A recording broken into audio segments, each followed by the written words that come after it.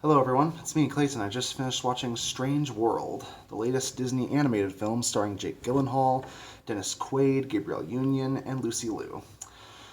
So, when it comes to pulp magazines and big epic adventures, this certainly will remind you a lot of that in terms of its visual style and its overall tone.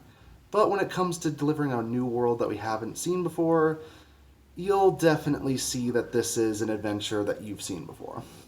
It does go to some places in interesting places when it comes to some of its characters and how they look and act.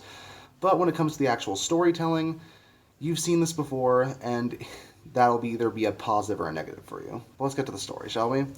The story follows the Clade family, and specifically Searcher Clade, played by Jake Gyllenhaal, who happens to have found this energy source to help out the people of the world of Avalon. When it turns out that his energy source is being threatened by something within the lands, basically down below it, Searcher has to follow in his father Jaeger Clade's footsteps, played by Dennis Quaid, in order to stop being a farmer and to an explorer, to basically find out what's going on with the power source and what they can do to save it from being completely unusable.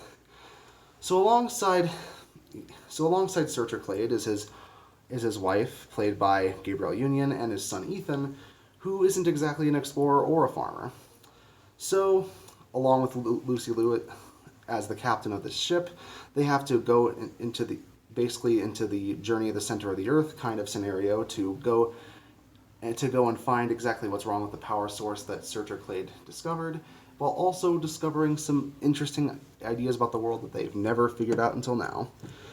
So yeah, you've basically seen this kind of story from Journey to the Center of the Earth and other films and series that are kind of like it, but there's a big theme about fatherhood and legacy in this film, and I think the film shines the most when it gets to really delve into those themes with Jake Gyllenhaal, Dennis Quaid, and those guys when it comes to their conversations, because I do think that these actors do a really good job when it comes to displaying those themes in a way that feels genuine with their characters.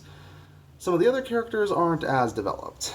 Ethan, the son of Searcher here, is a character we're supposed to take as a certain middle ground between these two characters, but I just sort of found him kind of annoying.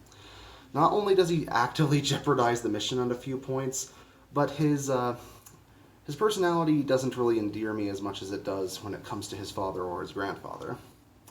On top of that, some of the other characters, like the crew members on this little expedition, while they don't appear very often, they do come across as rather incompetent, and it makes me wonder why they were even chosen for this mission to begin with. Plus, for a film where the world building is supposed to be a big part of it, and since it's called Strange World, you think the world would be a big factor of it. It does feel like it's not as developed as it could be. There are a few late game twists that do make us think about certain things early on in the film in a different context, but I would have preferred a little more world building and a little more exploration of said world when it comes down to it. Especially since the film isn't very long anyways. Only about an hour and 42 minutes, or even less. So, if they could have fleshed out the world building a little bit more and given us a more interesting design for the world, even for the late game twists to point out, I think that would have worked out better for the film. But I do think the acting is solid, the animation really works well when it comes to recapturing that pulp magazine feel, and I do think that some late game twists and some of the concepts they go through with fatherhood and legacy are generally well done. Not a classic by any means, but an enjoyable enough watch, as long as you set your expectations accordingly. I don't think that we're in the golden age of Disney animated films at all, but for a watch, when it comes to just wanting to see a decent pulp adventure, you could do worse. That's why I'm going to give Strange World a 7 out of 10. See you next time.